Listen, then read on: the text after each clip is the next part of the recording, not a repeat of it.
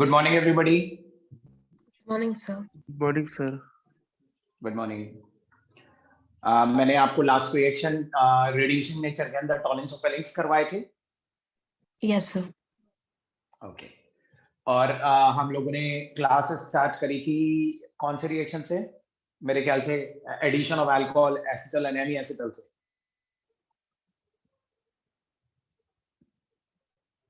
Yes, sir. उससे पहले NH2 group वाला क्वेश्चन भी किया था. ठीक है.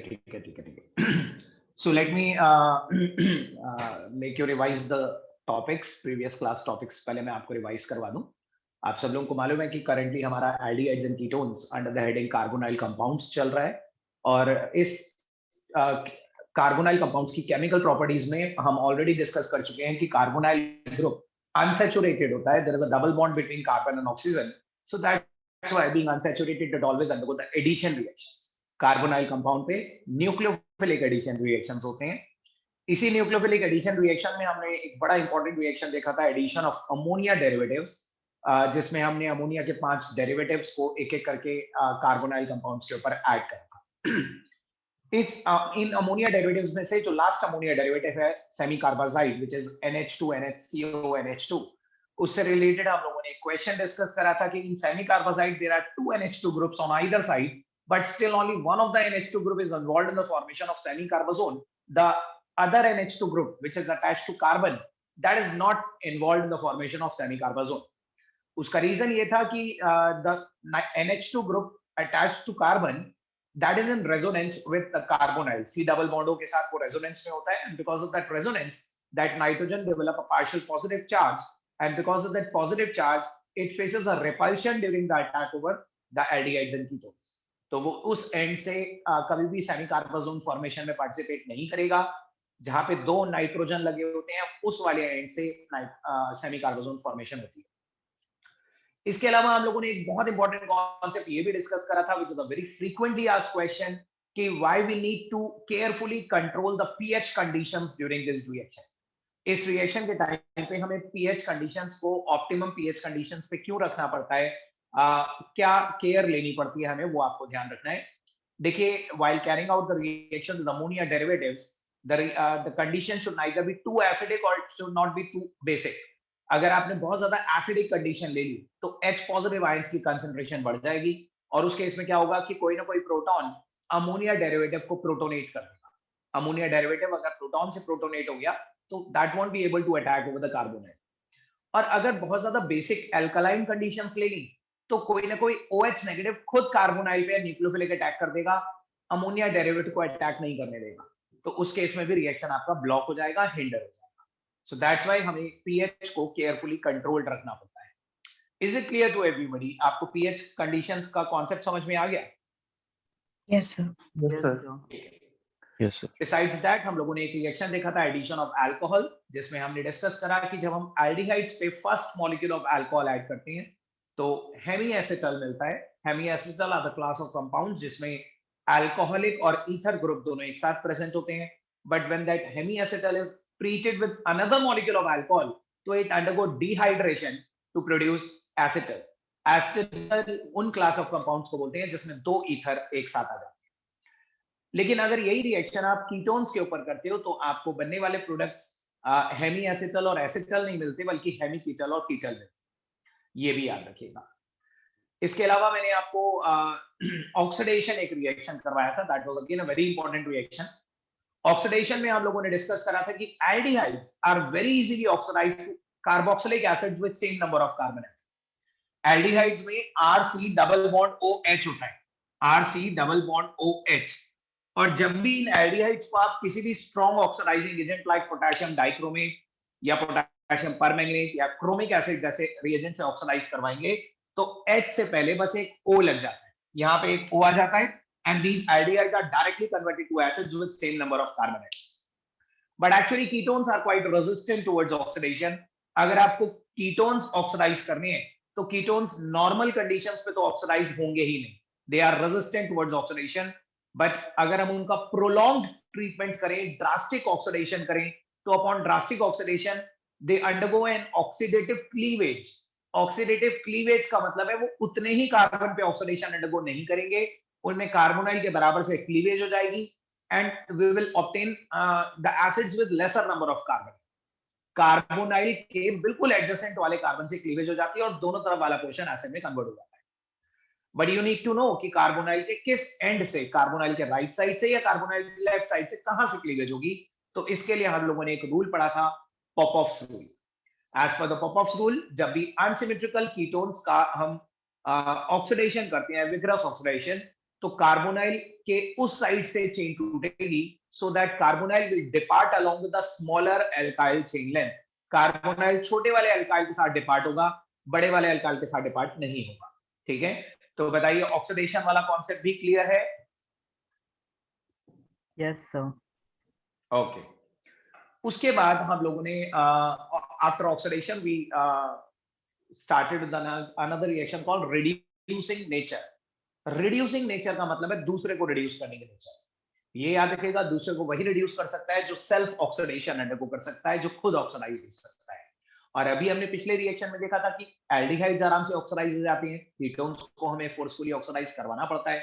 सो दैट्स व्हाई, क्योंकि एल्डिहाइड बहुत इजीली ऑक्सीडाइज हो जाते हैं, सो एल्डिहाइड ही दूसरे को रिड्यूस करने की नेचर भी पोजेस करते हैं।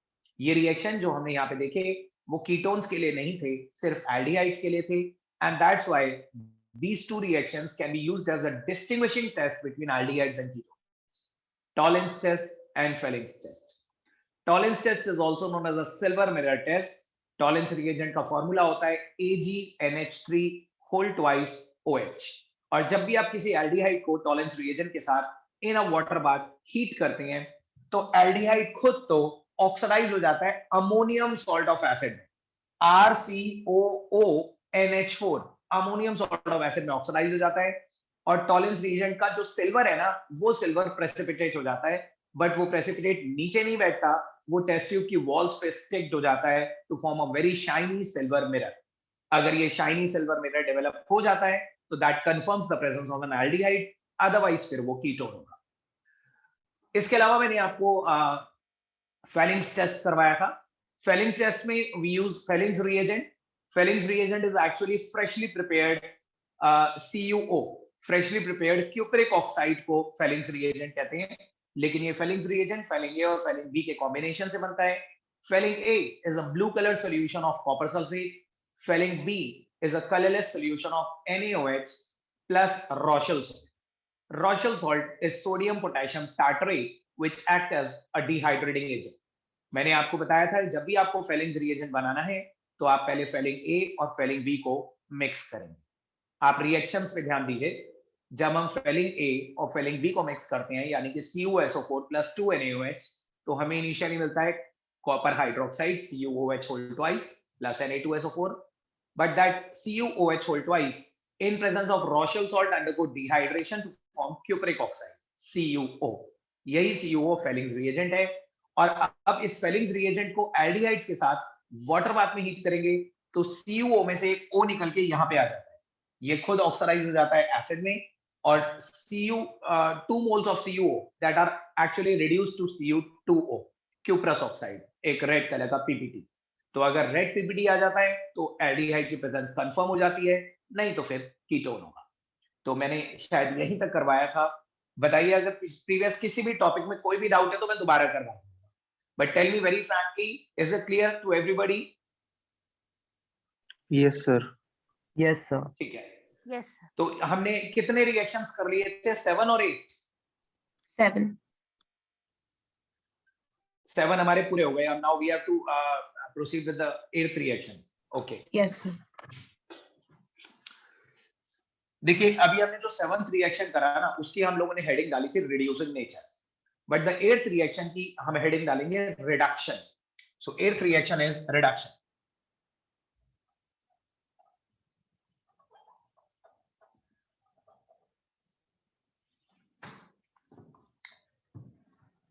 रिड्यूसिंग नेचर का मतलब है दूसरे को रिड्यूस करना, रिडक्शन का मतलब है सेल्फ रिडक्शन, खुद का रिडक्शन। और ये एल्डिहाइड और कीटोन दोनों अंडरगो करेंगे। इस रिडक्शन वाले रिएक्शन के अंदर A, B, C, D 4 parts देखेंगे, मतलब इसके अंदर 4 अलग अलग रिएक्शंस आपको बताए जाएंगे। थ्योरी लिखिए इसमें, carbonyl compounds carbonyl compounds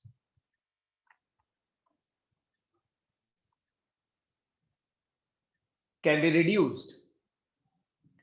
Carbonyl compounds can be reduced to either alcohols or alkanes. Can be reduced to either alcohols or alkanes depending upon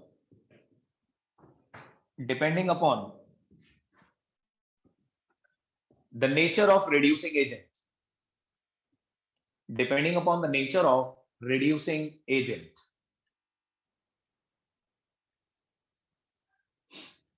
Depending upon the nature of reducing agent.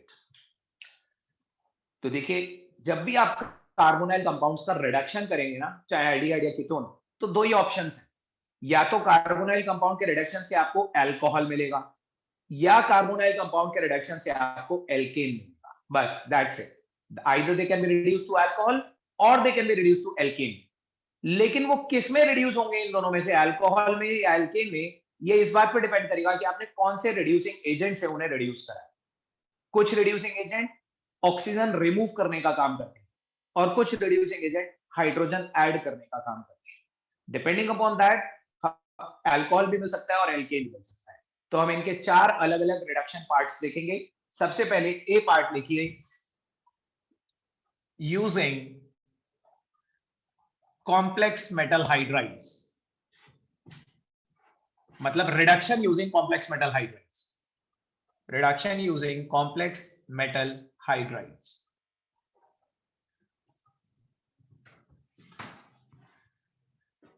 Complex metal hydrides, ये नाम सुना है आप लोगों ने, आज first time सुन रहे हैं? बताइए। नहीं सुना पहले। नहीं सुना। कोई बात नहीं, लेकिन कॉम्प्लेक्स मेटल हाइड्राइड्स जिन चीजों को कहा जा रहा है आप उन्हें जानते हैं। कॉम्प्लेक्स मेटल हाइड्राइड्स होती हैं लिथियम एल्यूमिनियम हाइड्राइड LiAlH4 या NaBH4। ठीक है, NaBH4 और LiAlH4 को मेटल हाइड्राइड्स कहा जाता है, द कॉम्प्लेक्स मेटल हाइड्राइड्स। इन दोनों के बारे में तो आपने सुना ही है, LiAlH4 और NaBH4। तो लिखिए, इसमें थ्योरी लिखिए, when carbonyl compounds are reduced, when carbonyl compounds are reduced with either LiAlH4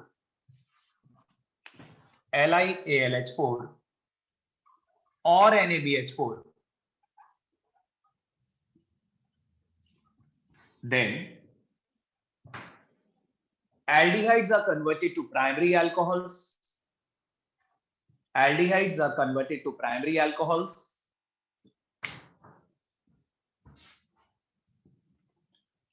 while ketones are converted to secondary alcohols. While ketones are converted to secondary alcohols.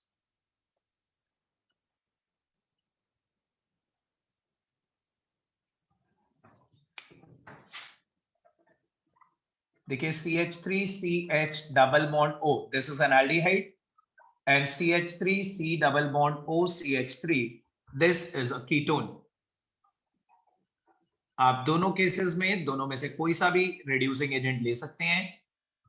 ये complex metal hydrides double bond पे यानी कि unsaturation पे hydrogen add करने का काम करती हैं। तो देखिए, LiLH4 या NaBH4 क्या करेगा, यहां से एक पाई बॉन्ड ब्रेक होगा, एक H यहां पे आ जाएगा, एक H यहां पे आ जाएगा, एक H कार्बन पे, एक H ऑक्सीजन पे, तो ये बन जाएगा CH3CH2OH, CH3CH2OH, which is a primary alcohol. इसी तरह से यहां पे भी होगा, ये पाई बॉन्ड ब्रेक होगा, एक H कार्बन पे, एक H ऑक्सीजन पे, ये CHOH हो जाएगा। तो इस केस में आपको मिलेगा एक सेकेंडरी अल्कोहल। याद आ रहा है ना, ये रिएक्शन हमने अल्कोहल की प्रिपरेशन में पढ़ा था।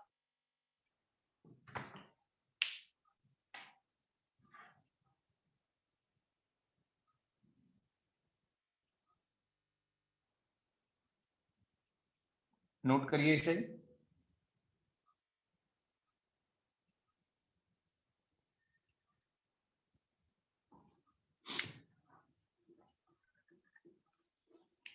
aldehydes are reduced to primary alcohols and ketones are always reduced to secondary alcohols. और आगे से याद रखिएगा LiAlH4 और NaBH4 को ही कॉम्प्लेक्स मेटल हाइड्राइड्स कहा जाता है.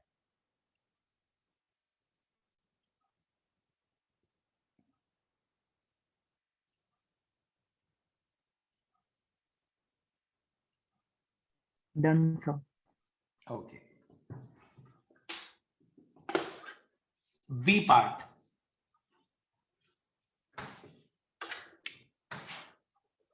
Is catalytic hydrogenation.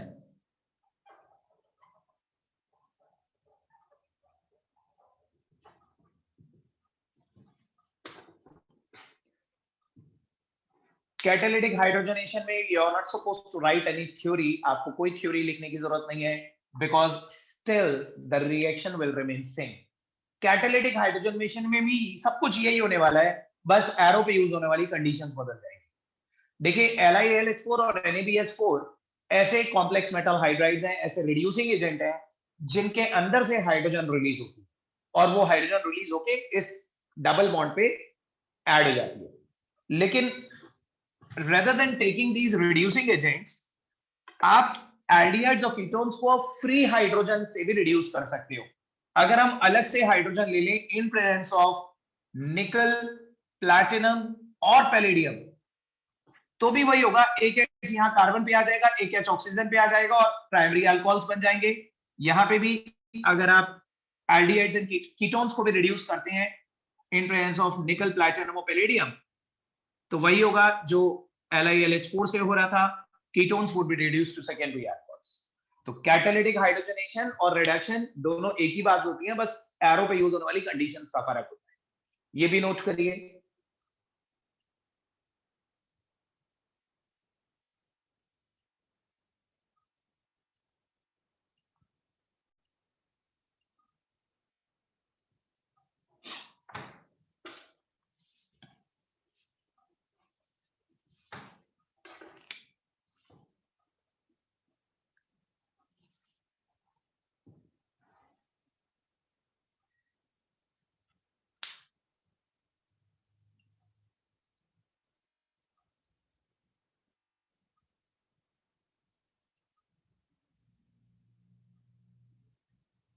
Noted. Yes, sir. Yes, sir. अब आगे के जो रिएक्शंस बता रहा हूं ना, बहुत इंपॉर्टेंट रिएक्शंस आने वाले हैं. ना सिर्फ इसके जो दो पार्ट बचे हैं वो तो इंपॉर्टेंट है ही, उसके बाद भी रिएक्शन नंबर 9, 10 वो बहुत इंपॉर्टेंट है. देखिए C part is Clemmensen's reduction. Clemmensen's reduction.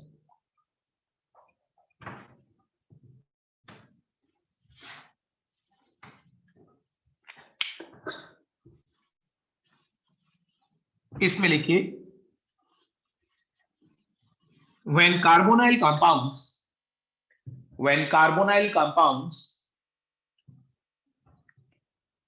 are treated with zinc amalgam and HCl,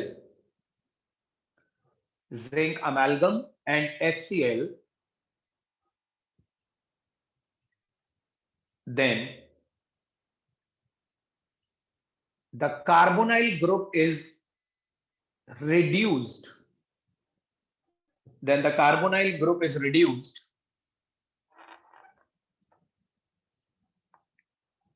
to methylene group. Carbonyl group is reduced to the methylene group,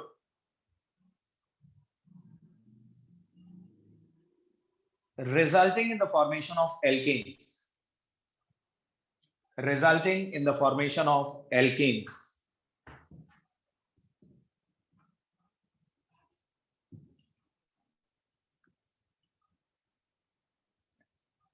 लिखा. Yes, sir. फॉर्मेशन ऑफ के बाद क्या है? Formation of alkanes.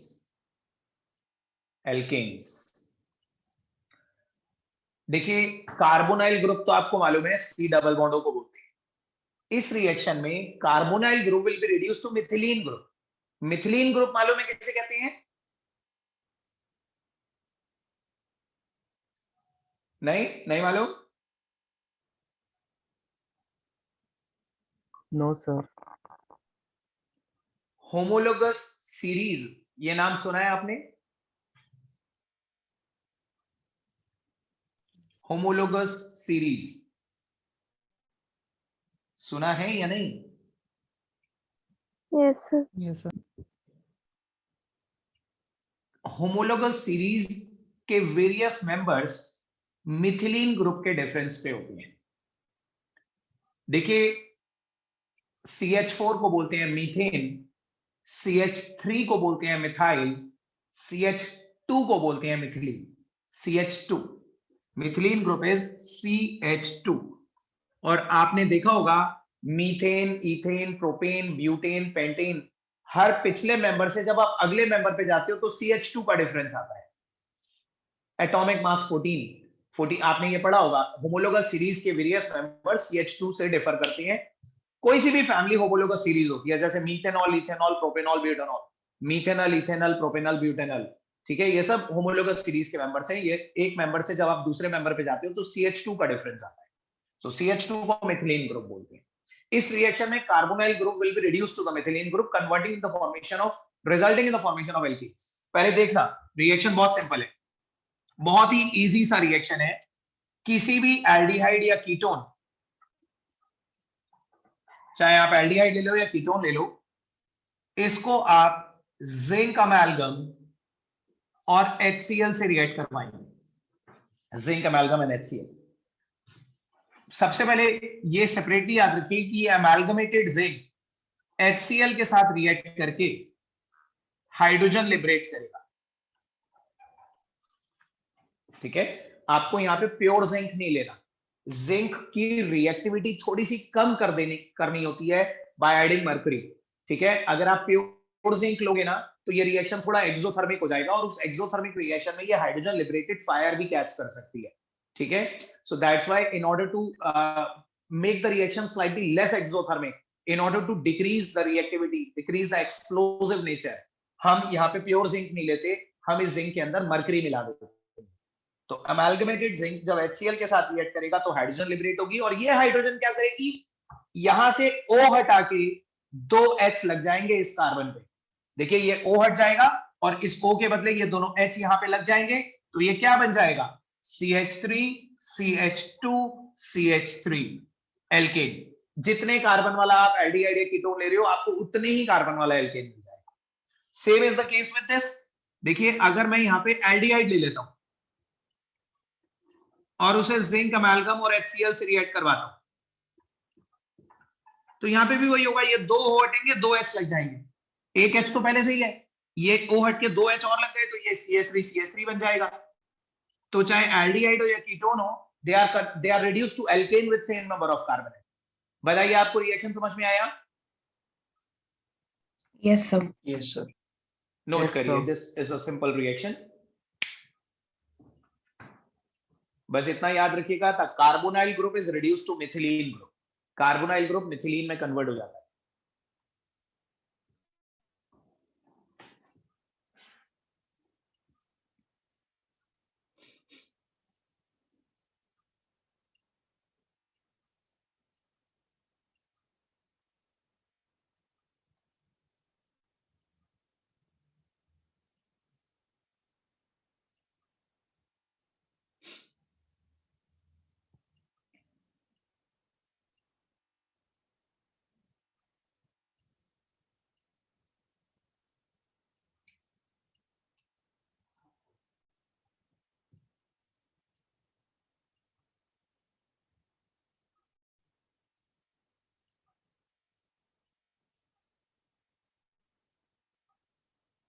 Note करा?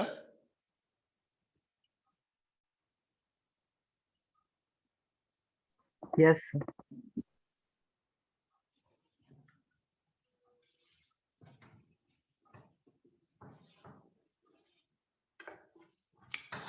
D part is again a name reaction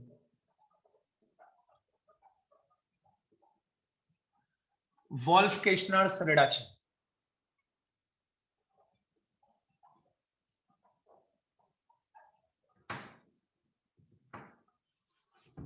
Wolff-Kishner's reduction.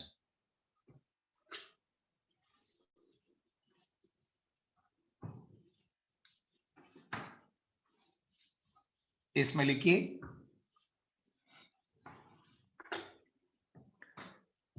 when carbonyl compounds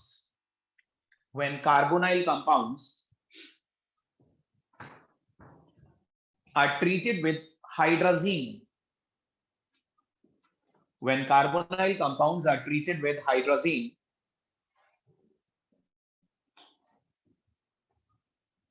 then initially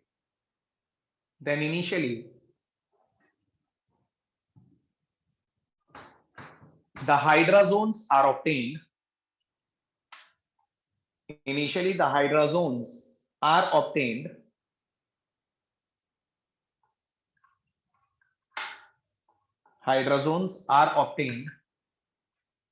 which undergo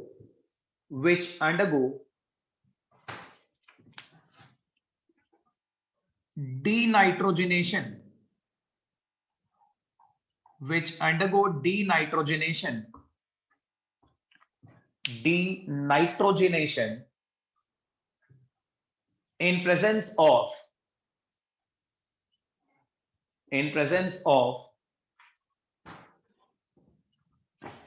KOH and glycol,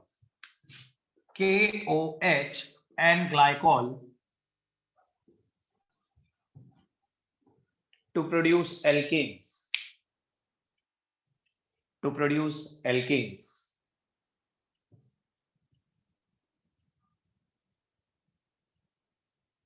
लिखा? Yes sir. देखिए ये reaction भी क्लेमेंसन्स रिडक्शन जैसा ही है। यहाँ पे भी अल्टीमेटली जो कार्बोनाइल ग्रुप है वो मिथिलीन ग्रुप में कन्वर्ट हो जाएगा, और अगर कार्बोनाइल ग्रुप मिथिलीन ग्रुप में कन्वर्ट होगा तो again you will obtain alkanes. तो आप देखिए यहाँ पे पहले देखना रिएक्शन कैसे होगा। देखो मैं आपको कीटोन की हेल्प से बताता हूँ। ये रिएक्शन एल्डिहाइड पे भी हो जाएगा, लेकिन मैं आपको एग्जांपल कीटोन का दे रहा हूँ। Let this be a carbonyl group. सबसे पहले आप इसे हाइड्रोजीन से रिएक्ट करवाओगे, one of the ammonia derivative. ये होता है hydrazine NH2 and you know कि किसी भी अमोनिया डेरिवेटिव के साथ ये वाटर निकलेगा और ये बच जाएगा hydrazone CH3CCH3 double bond NH2। अब आप इस हाइड्रोजोन को ग्लाइकॉल की प्रेजेंस में KOH से रिएक्ट करवाओ। ग्लाइकॉल और KOH, ये याद रखिएगा, the combination of glycol and KOH। Glycol मालूम है, इथेन 1,2 डायोल, इसे बोलते हैं ग्लाइकॉल।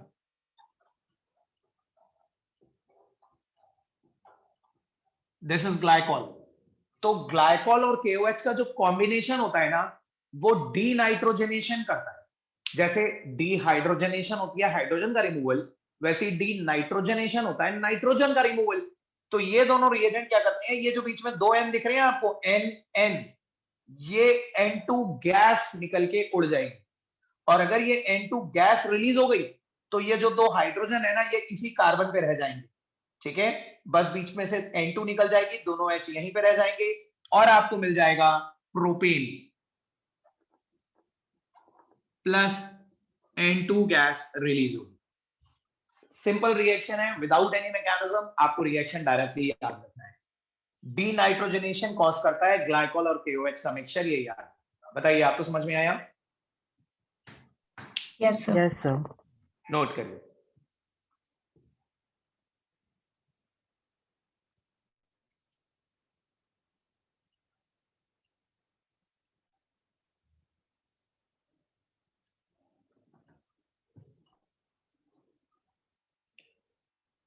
एक यहाँ पे लॉगिन दिखा रहा है करण रावत के नाम से। Who is it? Karan Rawat कौन है यहाँ पे? इस बैच में तो कोई नहीं है करण रावत। करण, so okay, I'm removing you.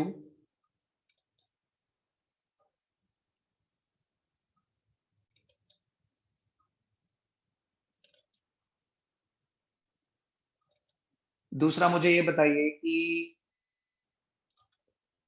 सिर्फ अनन्या के नाम से ये कौन सी अनन्या है? Ananya Bhatnagar, Ananya Pandey, who's it? अनन्या सिंह कौन है?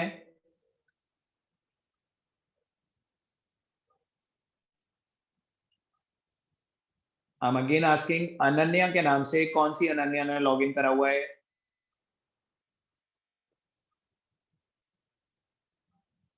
ओके, दैट मीन सिर्फ लॉगिन करा हुआ है, पीछे कोई नहीं है। आयुष के नाम से कौन सा आयुष है? आयुष पवार, आयुष शर्मा।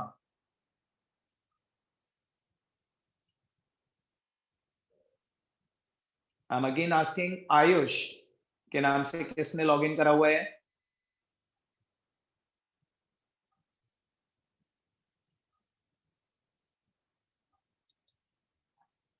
मुझे लगता है बहुत सारे लोग बिहाइंड द स्क्रीन हैं नहीं। Let me take your attendance. सब लोग हैंड रेस करिए जो जो मेरी आवाज सुन पा रहे हैं।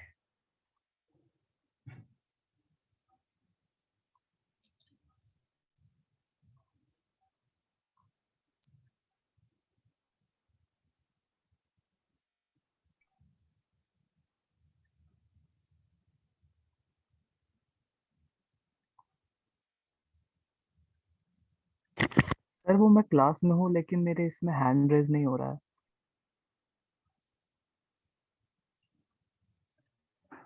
ऋषभ त्यागी, श्रेया सिंह,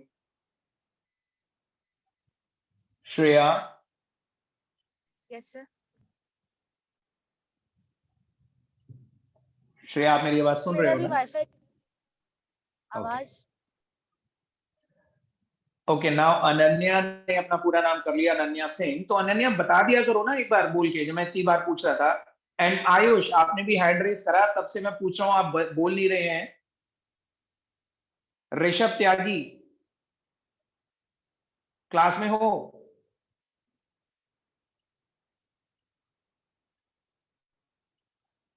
ऋषभ एंड अनन्या अभी भी हैंड रेस नहीं हुआ है।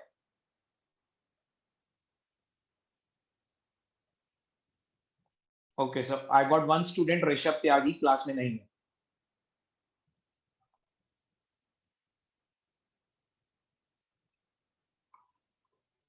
चलिए आगे के लिए बता रहा हूं। सेम नाम के बहुत सारे स्टूडेंट्स होते हैं, मुझे पता नहीं चलता कि कौन क्लास कर रहा है कौन नहीं कर रहा है, इसलिए पूरे नेम से, कंप्लीट नेम से लॉग इन करा करिए।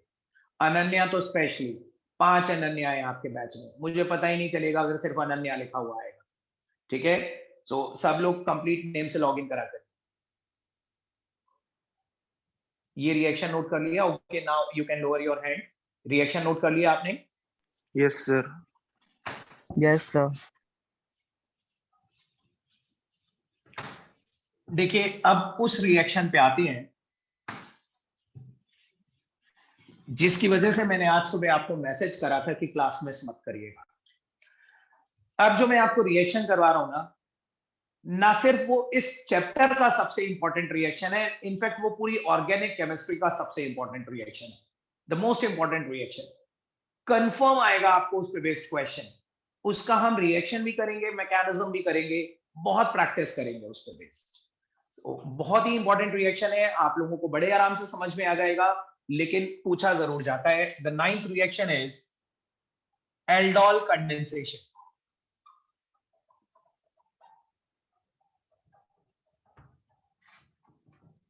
Even from the competitive point of view ये रिएक्शन बहुत इंपॉर्टेंट है। कॉम्पिटिटिव एग्जाम्स में भी इस पे जरूर क्वेश्चन पूछा जाता है, aldol condensation.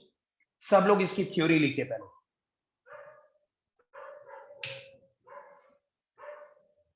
When two molecules of a carbonyl compound, when two molecules of a carbonyl compound, two molecules of a carbonyl compound containing at least one alpha hydrogen atom, containing at least one alpha hydrogen atom are treated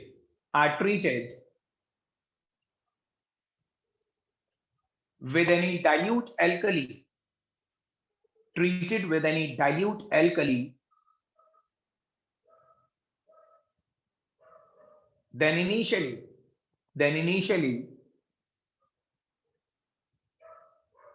an aldol is obtained. Then initially an aldol is obtained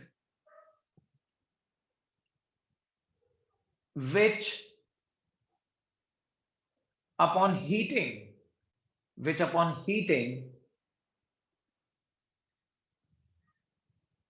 to about 400 Kelvin, which upon heating to about 400 Kelvin undergo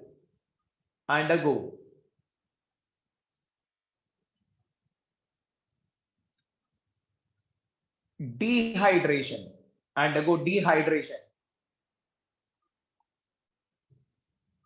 to form an alpha beta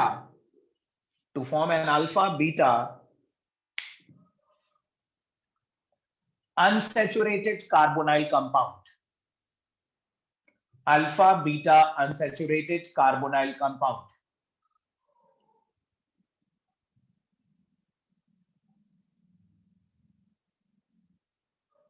लिखा? Yes, sir. Yes, sir. Next paragraph में लिखिए, during this reaction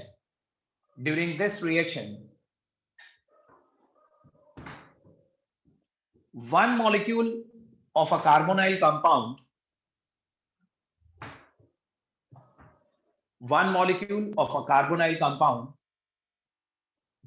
sir इसी के आगे सीखना है। हाँ, next paragraph में लिखना है, during this reaction one molecule of a carbonyl compound act as a nucleophile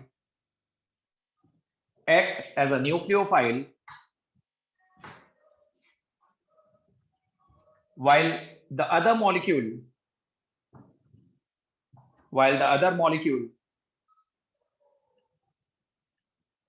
will act as an electrophile. While the other molecules will act as an electrophile.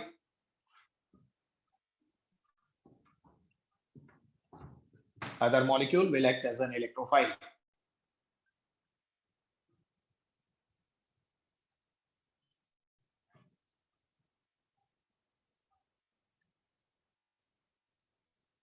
करा? Yes sir. देखिए, reaction बहुत ही important है, इसीलिए मैं बहुत ज्यादा practice करवाऊंगा आपको इसकी। आज की क्लास में अब यही चलता रहेगा और आज की क्लास में ही नहीं, अगली क्लास भी आधी लग जाएगी, ठीक है? सो बहुत ध्यान से देखिएगा। पहले मैं आपको शॉर्टकट से प्रोडक्ट बनाना बताऊंगा, फिर जब आपको शॉर्टकट अच्छी तरह समझ में आ जाएगा तो मैं उसका मैकेनिज्म भी करवाऊंगा, ठीक है? लेकिन पहले एक शॉर्टकट देखिए। सबसे पहले तो कंडीशंस होगी। एल्डोल कंडेंसेशन में हर एल्डिहाइड या कीटोन पार्टिसिपेट नहीं करता, सिर्फ वो एल्डिहाइड और कीटोन्स पार्टिसिपेट कर सकते हैं जिनमें कम से कम एक अल्फा हाइड्रोजन होना जरूरी है। एटलीस्ट वन अल्फा हाइड्रोजन तो होना चाहिए, तभी वो एल्डिहाइड और कीटोन पार्टिसिपेट कर पाए। For example HCHO, can anybody tell me इसमें कितने अल्फा हाइड्रोजन है? सर 2। सब लोग बताइए, सिर्फ श्रेया ने बताया।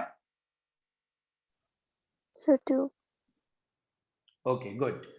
इसमें एक भी अल्फा हाइड्रोजन नहीं, it doesn't contain any alpha hydrogen. Shreya and Ayushi और बाकी सब लोग भी जिन्होंने नहीं बताया, मैं आपको बता दूं, CH3CHO ये हमारा फंक्शनल ग्रुप है। फंक्शनल ग्रुप के साथ वाले कार्बन को अल्फा कार्बन कहते हैं और अल्फा कार्बन पे लगे हुए हाइड्रोजन को ही अल्फा हाइड्रोजन कहते हैं। फंक्शनल ग्रुप के साथ वाले कार्बन को अल्फा कार्बन कहते हैं, फंक्शनल ग्रुप के कार्बन को नहीं कहते। फंक्शनल ग्रुप का साथ वाला carbon that is alpha carbon और अल्फा कार्बन पे लगे हुए हाइड्रोजन इज अल्फा। इसमें ये फंक्शनल ग्रुप है लेकिन इसके साथ में कोई कार्बन ही नहीं है, सो दैट्स वाई कोई अल्फा हाइड्रोजन भी नहीं होगा। अल्फा हाइड्रोजन अल्फा कार्बन पे ही होता है। Is it clear Shreya and Ayushi? Yes तो बेसिकली हम एल्डोल कंडेंसेशन में ये नहीं ले सकते, वी कांट टेक दिस। हमें अल्फा हाइड्रोजन चाहिए तो कम से कम हमें ये तो लेना पड़ेगा, ठीक है? चाहे एल्डिहाइड हो या कीटोन हो, आपको ऐसा कार्बोनाइल कंपाउंड लेना है जिसमें अल्फा हाइड्रोजन होते हैं और आपको उसके 2 मोल्स लेने हैं। We need to take 2 moles of ethanol. Suppose करो 2 मोल्स ऑफ इथेनॉल लेते हैं। अब देखिए 2 मोल्स ऑफ इथेनॉल में ऐसे भी लिख सकता हूं CH3CHO के 2 मोल्स, लेकिन मैं ऐसे नहीं लिखूंगा। आपको समझाने के लिए I will write it like this, CH3CHO plus CH3CHO। एक के आगे मैंने 2 मोल्स लिखे।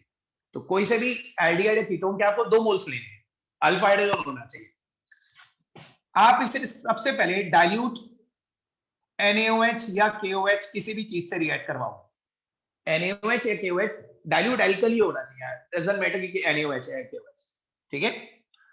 तो देखो शॉर्टकट बता रहा हूं मैं आपको, बहुत ध्यान से सुनना, मैकेनिज्म भी बताऊंगा।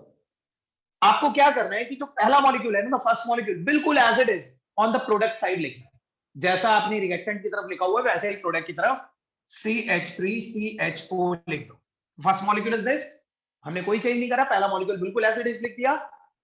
पहले वाले के ऑक्सीजन के साथ, जो पहला वाला मॉलिक्यूल है ना, उसके ऑक्सीजन के साथ ब्रैकेट में दूसरे वाले मॉलिक्यूल का एक अल्फा हाइड्रोजन पीछे करके, देखो ये जो दूसरा मॉलिक्यूल है ना, ये भी हम यहां पे लिखेंगे, लेकिन इसका एक H पीछे कर देंगे लाइक दिस, HCH2CH।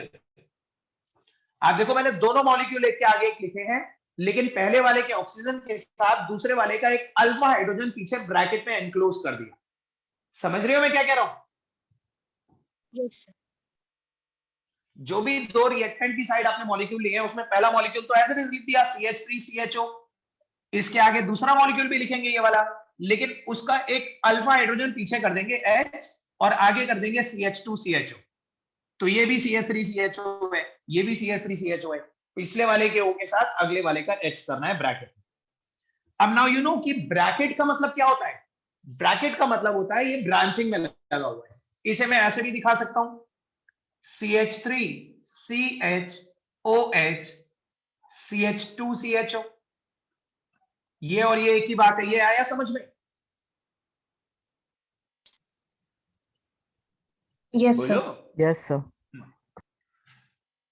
अभी रिएक्शन पूरा नहीं हुआ, अभी मैं इसे फर्दर हीट करूंगा, लेकिन आप लोग इस कंपाउंड को देखिए।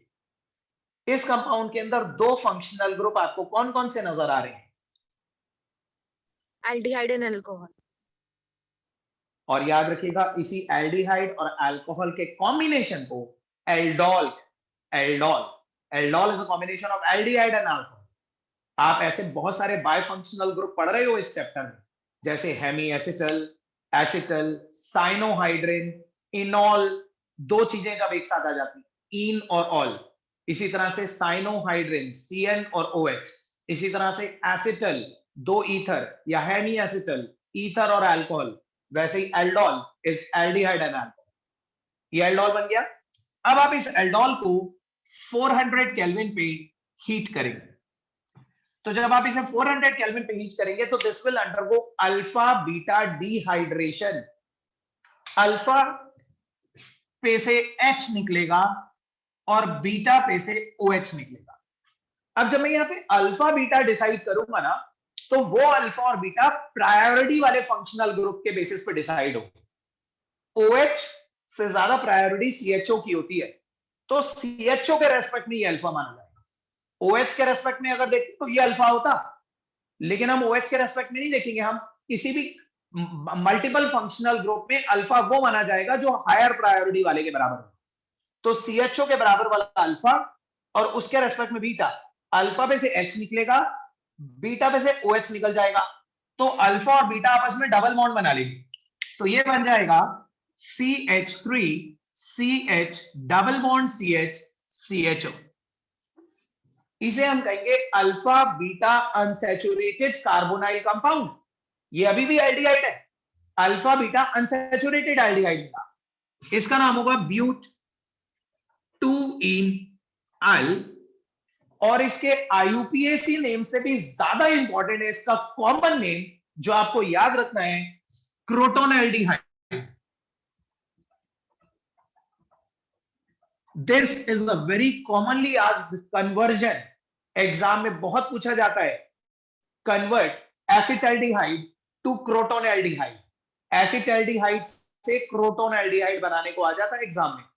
तभी बना पाओगे जब आपको मालूम होगा कि क्रोटोनएल्डिहाइड होता क्या है। अगर आप यही भूल जाओगे कि क्रोटोनएल्डिहाइड क्या होता है, तो आप कन्वर्जन कैसे करोगे? एक बार फिर से सुन लो। दो मॉलिक्यूल्स लेने हैं ऐसे एल्डिहाइड के जिसमें एक ना एक अल्फा हाइड्रोजन होना चाहिए। एल्डिहाइड भी ले सकते हो, कीटोन भी ले सकते हो। मैं कीटोन से भी एग्जांपल कर पाऊंगा। तो दो मॉलिक्यूल्स कार्बोनाइल कंपाउंड के लेने हैं आपने, containing at least one alpha hydrogen. और जब आप डाइल्यूट एल्कली से रिएक्ट करवाएंगे तो पहला मॉलिक्यूल तो बिल्कुल एज इट इज लिख लेना, और पहले वाले के ऑक्सीजन के साथ दूसरे वाले का एक अल्फा हाइड्रोजन पीछे करके ब्रैकेट में एनक्लोज कर देना। उससे आपको एल्डोल मिल जाएगा। फिर उस एल्डोल को 400 केल्विन पे हीट करोगे तो अल्फा पे से H और बीटा पे से OH वाटर निकलेगा, और अल्फा और बीटा के बीच में अनसैचुरेशन आ जाएगी। That would be the final product. ये शॉर्टकट है, मैकेनिज्म नहीं करवाया अभी, मैंने करवाऊंगा। बताइए, ये समझ में आया?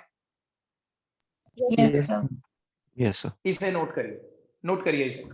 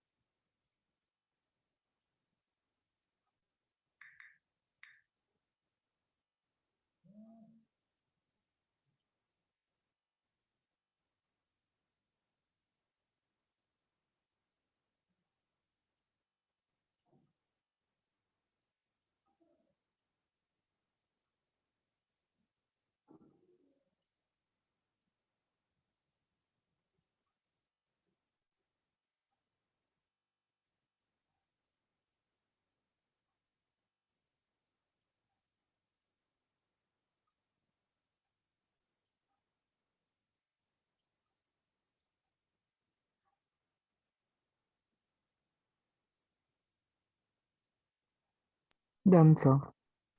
Okay, Done, sir. सब लोगों ने नोट कर लिया? Everybody else?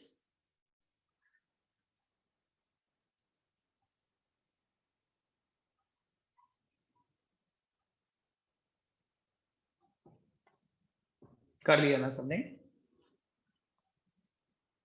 Yes, sir. आशी, आयुषी, गौरांग, हार्दिक, समझ में आया आपको ये रिएक्शन? Yes, sir.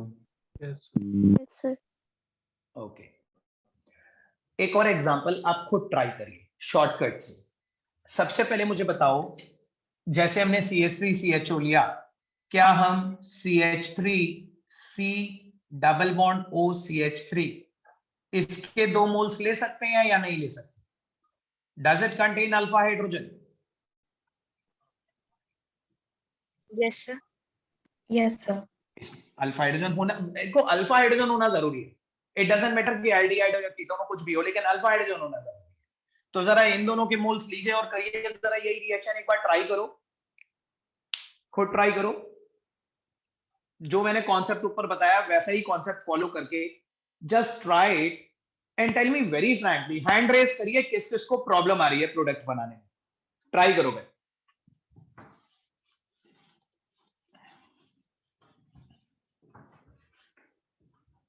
डेफिनेटली कुछ लोगों को प्रॉब्लम आ सकती है, लेकिन बताइए मुझे किसको आ रही है प्रॉब्लम?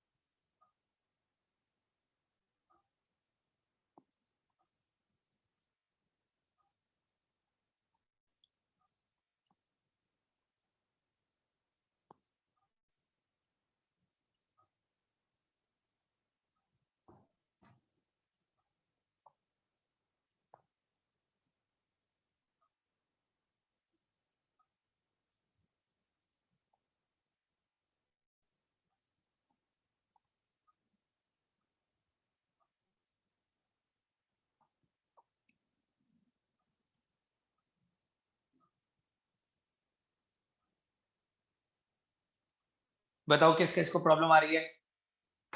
अच्छा, किस किस को ये वाली प्रॉब्लम आ रही है कि ऊपर वाले में तो बड़ा इजीली मैंने पहला मॉलिक्यूल एज इट इज लिखा और पहले वाले के ऑक्सीजन के साथ दूसरे वाले का अल्फा हाइड्रोजन ले लिया, लेकिन यहाँ पे आप उस तरह की सेटिंग नहीं कर पा रहे।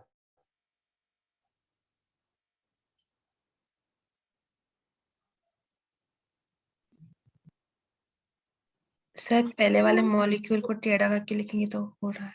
Yes sir, Okay. C double bond मैं वही अगर पूछ हम रहा हॉरिजॉन्टल, हूँ, वो ठीक है, ठीक है, जिनसे हो रहा है वो करो, लेकिन जिनको नहीं हो पा रहा है वो बताओ ना मुझे।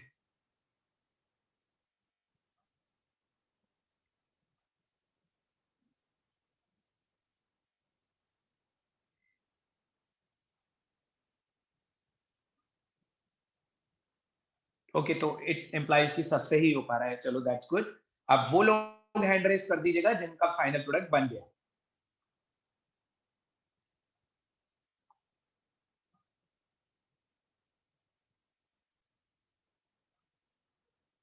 ओके श्रेया, उसका आईयूपीएसी नेम अपने माइंड में डिसाइड कर लो, मैं अभी पूछूंगा। बाकी सब लोग भी फाइनल प्रोडक्ट हीट करने के बाद 400 केल्विन पे जो फाइनल प्रोडक्ट बनेगा वो बना लीजिए, और जिनका भी बन जाए वो हैंड रेस करिए।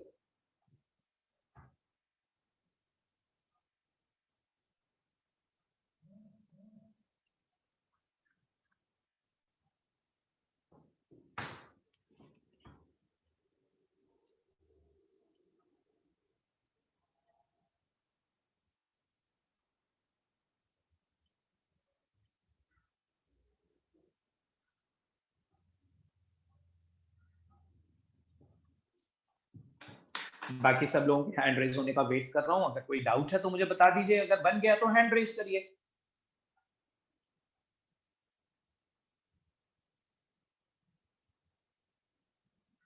सर डाउट है। सर डाउट है। कौन से स्टेप में डाउट है? कौन से स्टेप में? पहले स्टेप में ही डाउट है?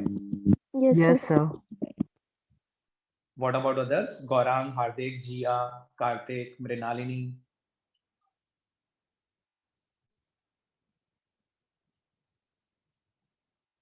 काशवी?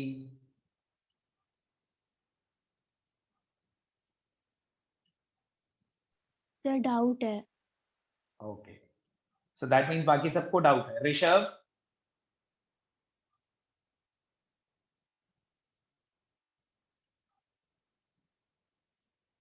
जिया, आपने बताया नहीं। सर डाउट है सर। शुभम? देखो, मेरे को लगता है पहले स्टेप में ही आप में से डाउट आ रहा है कुछ लोगों को, जैसे मैंने यहाँ पे पहला मॉलिक्यूल बिल्कुल एज इट इज लिखा था और उसके ऑक्सीजन के साथ दूसरे वाले का alpha hydrogen. As Ananya just told, बिल्कुल सही बताया अनन्या ने, कि फर्स्ट मॉलिक्यूल को हम थोड़ा सा टिल्ट करके लिखेंगे। देखो, क्या हम इस पहले वाले मॉलिक्यूल को CH3CO CH3 को ऐसे लिख सकते थे, CH3CO CH3? अब देखिए, ये पहला मॉलिक्यूल ऐसे लिख सकता था ना मैं, मेरे को बस इस तरह से लिखना है कि उसका O सामने की तरफ आए उसके ऑक्सीजन के साथ। अब इसका अल्फा हाइड्रोजन पीछे ले लो, इसको तो हम ऐसे ही लिख देंगे, HCH2COCH3। बताइए, ये पहला स्टेप सब लोगों को समझ में आ गया? Yes, sir. Yes sir. जिनको भी डाउट था, अब ठीक है, अगर आ गया तो इसके आगे अगला स्टेप खुद करो और tell me the IUPAC name. सब लोग करो। 400 केल्विन पे हीट करना है इसे, अल्फा बीटा डिहाइड्रेशन करनी है और आईयूपीएसी नेम बताना है। अब मैं सबसे पूछूंगा, आप तो सबको पता चल गया होगा।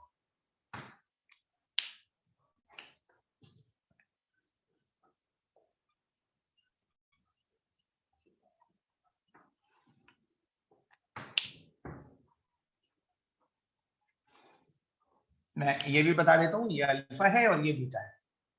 अल्फा पे से H और बीटा पे से OH निकालिए, अल्फा बीटा के बीच में डबल बॉन्ड आ जाएगा और उस कंपाउंड का आईयूपीएसी नेम। कौन कौन बताएगा आईयूपीएसी नेम? हैंड रेज करिएगा।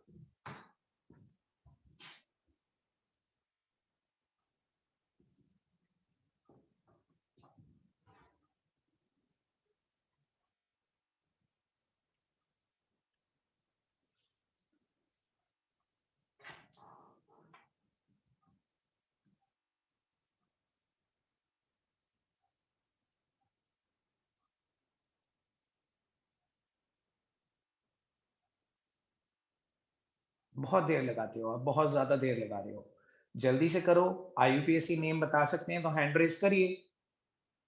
आशी, आयुषी, हार्दिक, जिया, कार्तिक, बन गया ना प्रोडक्ट? ओम, विशेष,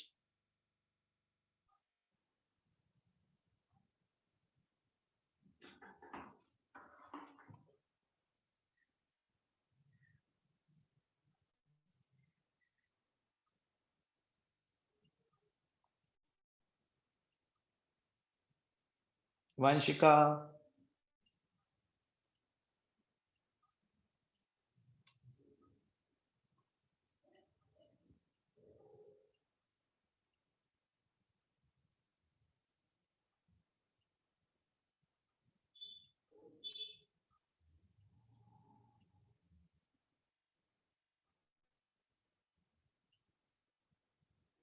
शशांक, आप बताइए IUPAC name. Sir 4 methyl pent 3 en 2 own. बिल्कुल ठीक बताया आपने, 4 मिथाइल पेंट 3 इन 2 ओन।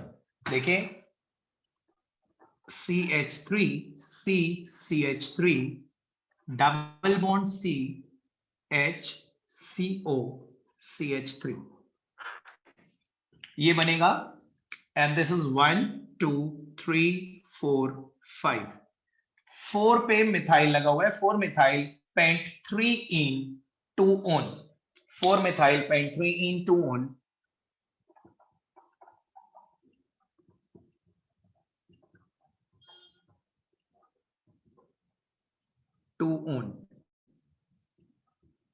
कोई ऐसा जिसको ये प्रोडक्ट नहीं समझ में आया?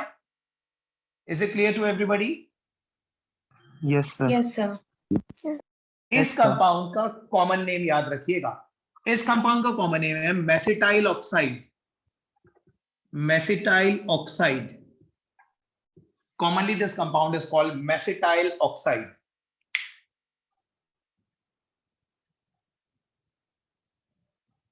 सब लोगों को एल्डोल कंडेंसेशन का शॉर्टकट समझ में आया?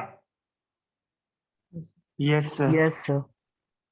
एक रिएक्शन और करेंगे शॉर्टकट से, पहले मुझे कंफर्म हो जाए कि आपको समझ में आ गया। एक मिनट।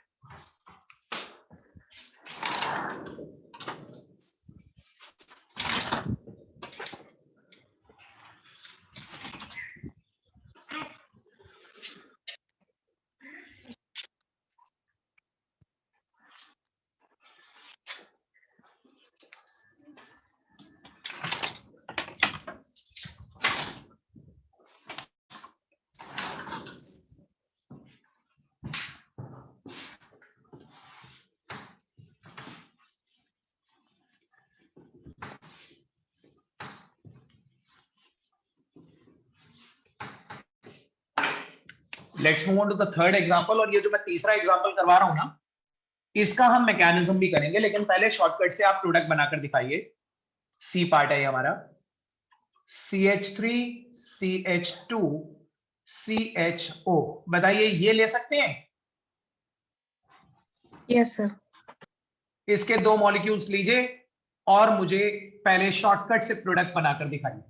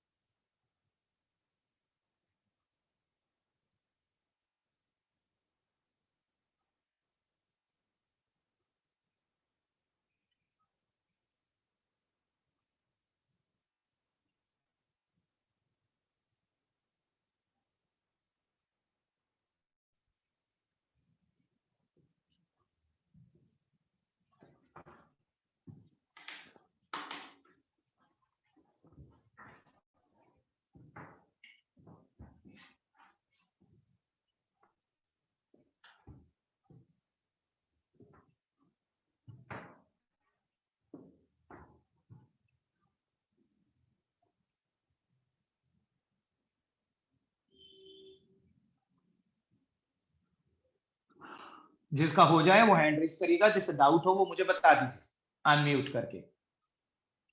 हो गया वंशिका? फाइनल प्रोडक्ट बन गया?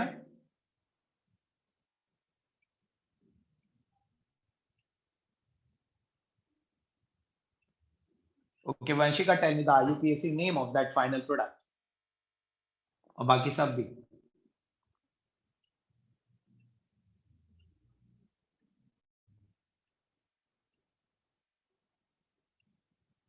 Vanshika, tell me the IUPAC name. Unmute करो और IUPAC नेम बताओ बोल के।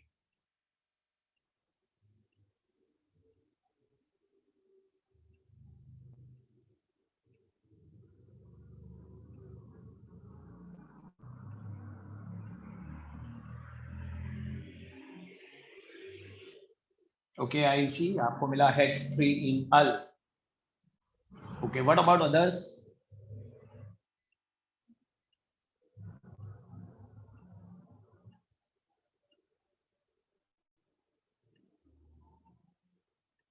Okay, Shubham also hex 3 enal.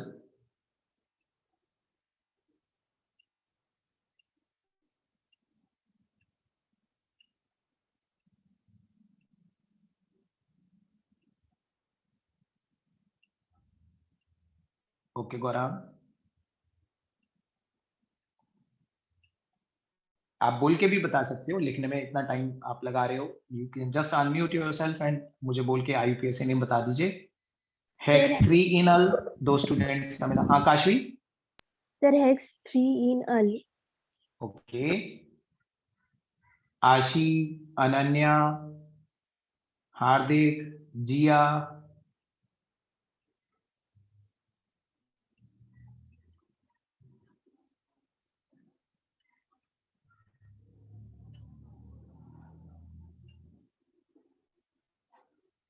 Okay Yashdeep, Ananya, Shreya, जल्दी बताइए। ओके श्रेया, अनन्या सिंह, ओके आशी, सर हेक्स 3 नली मिल रहा है। ओके। देखिए, सिर्फ एक स्टूडेंट ने मुझे सही आंसर दिया है। हेक्स 3 नल जिन्होंने बनाया, उन्होंने शायद मेरी बात ध्यान से सुनी नहीं। एक बार फिर से बताता हूं, बहुत ध्यान से सुनिएगा आपकी बात। मैंने आपको बताया कि जब आप शॉर्टकट फॉलो करोगे तो पहला मॉलिक्यूल बिल्कुल एज इट इज लिखोगे, CH3CH2CHO, और पहले वाले के ऑक्सीजन के साथ, मैंने आपको यह नहीं बोला कि पहले वाले के ऑक्सीजन के साथ दूसरे वाले का सबसे पीछे वाला हाइड्रोजन ले लेना। मैंने आपको बोला पहले वाले के ऑक्सीजन के साथ दूसरे वाले का अल्फा हाइड्रोजन ब्रैकेट में एनक्लोज करना है। आप ध्यान से देखो, अभी अपने आप मत करने लग जाना, पहले बोर्ड पे देखिए। देखिए ये अल्फा कार्बन ये वाला है, ये तो बीटा है। हमें ये अल्फा हाइड्रोजन लेना है पिछले वाले के ऑक्सीजन के साथ। तो ये जो मिथाइल आपका बीच में आ रहा है ना, इस मिथाइल को आप ऐसे नीचे कर दो ताकि आप ये वाला हाइड्रोजन पीछे ले सको। आपको पहले वाले के ऑक्सीजन के साथ दूसरे वाले का अल्फा हाइड्रोजन लेना है पीछे, बीटा नहीं लेना। तो देखिए आपको HCH3CHO दूसरा मॉलिक्यूल ऐसे लिखना पड़ेगा, उसका अल्फा हाइड्रोजन ही पीछे लेना है, बीटा नहीं लेना। मैं आपको फिर बता रहा हूं, ठीक है? और अब आप इसे हीट करोगे। देखो, अगर आपने, जो लोग मुझे हेक्स 3 नल बता रहे हैं, उन्होंने जब हीट करा था नेक्स्ट स्टेप में, तो अल्फा बीटा पे तो थोड़ी ना डिहाइड्रेशन हुई होगी उनकी, तो बीटा और गामा पे से डिहाइड्रेशन हुई होगी। बताइए। Yes sir. यस तो सर। फिर आपको तभी डाउट अराइज हो जाना चाहिए था माइंड में कि यहाँ तो अल्फा बीटा डिहाइड्रेशन हो ही नहीं रही। ठीक है, अब होगी अल्फा बीटा पे से डिहाइड्रेशन। अब करिए करेक्ट, करिए प्रोडक्ट को और tell me the correct IUPAC name, जो सिर्फ एक स्टूडेंट ने बताया था, गौरांग ने। बाकी सब लोग भी बताइए।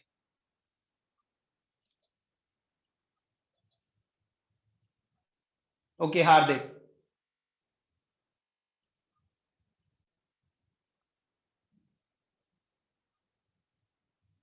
गौरांग अपने IUPAC नेम को एक बार दोबारा चेक करो।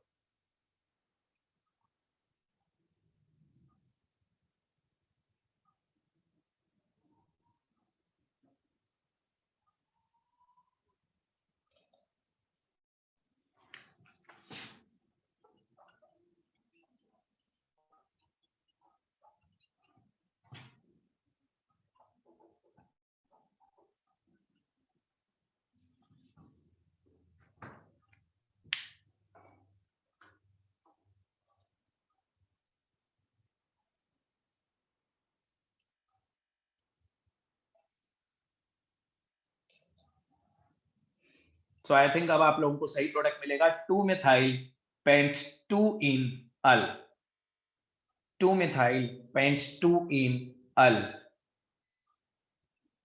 अब आपको बात समझ में आई, पहले वाले के ऑक्सीजन के साथ दूसरे वाले का अल्फा हाइड्रोजन लेना होता है।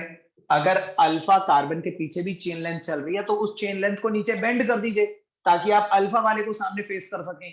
समझ में आ रहा है कि नहीं आ रहा? Yes. Yes sir. ठीक है, तो आप लोगों ने प्रोडक्ट बना लिया। Yes, yes sir. सर। अब मैं आपको मैकेनिज्म करवाने जा रहा हूं इसी रिएक्शन का, कि मैकेनिज्म क्या होता है। मैं इसे थोड़ा सा और ऊपर की तरफ लिख देता हूं।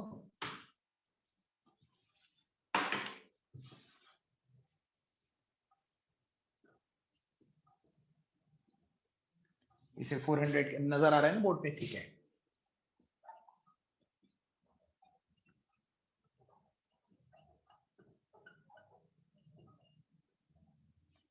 अब मैं मैकेनिज्म बता रहा हूं आपको कि ये हुआ कैसे।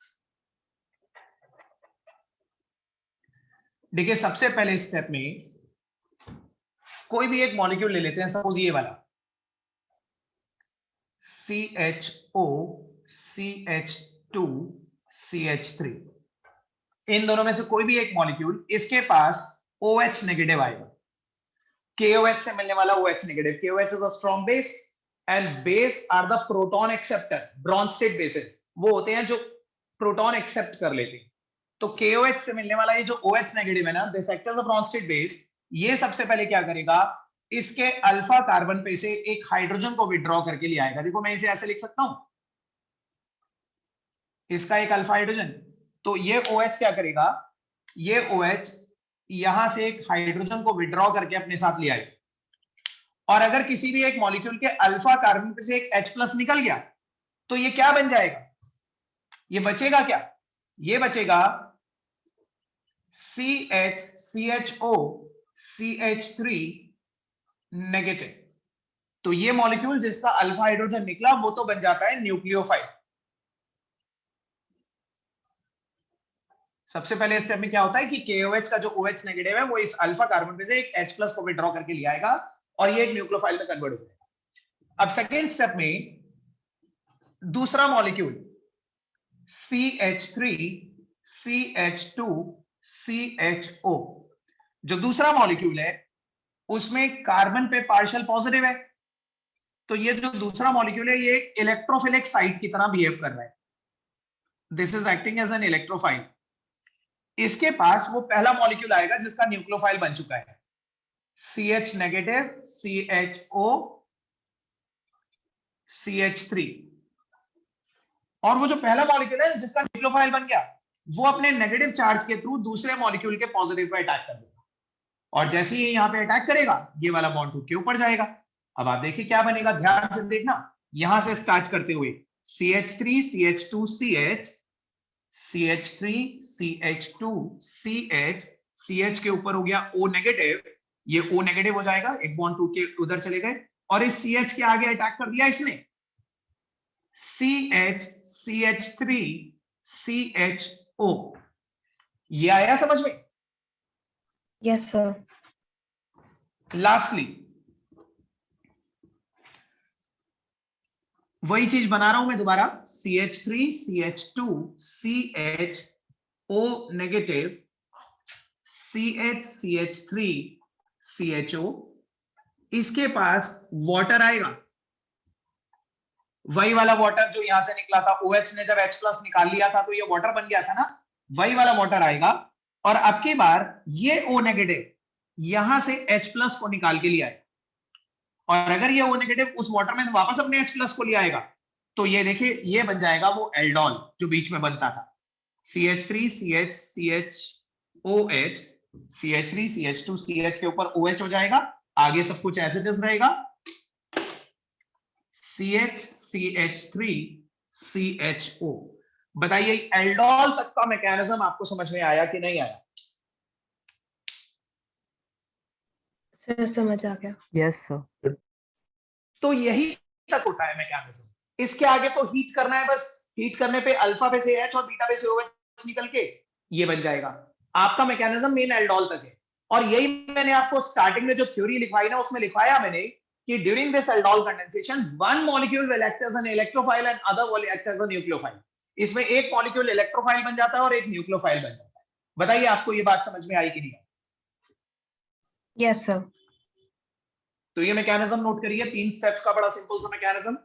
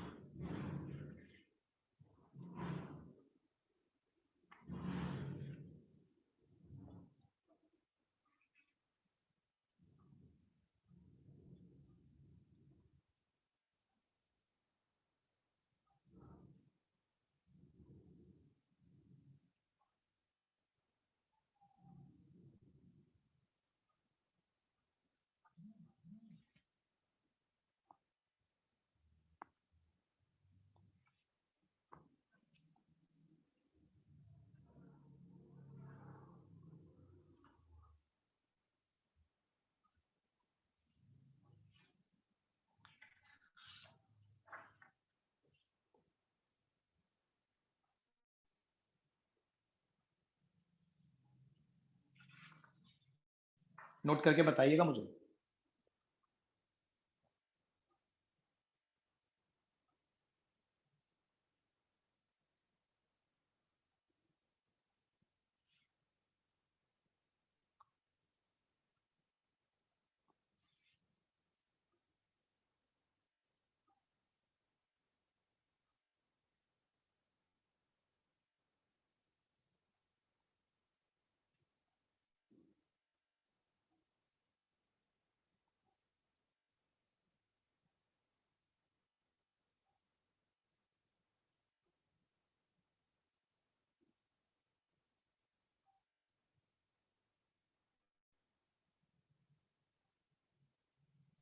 Done, sir.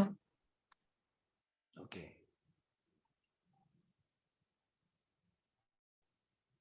सबने नोट करा?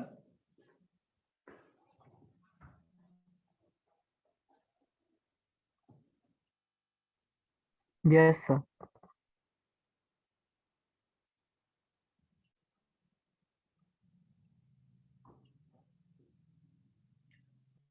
देखिए, बट स्टिल मुझे इस मैकेनिज्म से रिलेटेड आपको कुछ और भी चीज बतानी है, तो मुझे अगली क्लास में ये मैकेनिज्म दोबारा रिपीट करना पड़ेगा।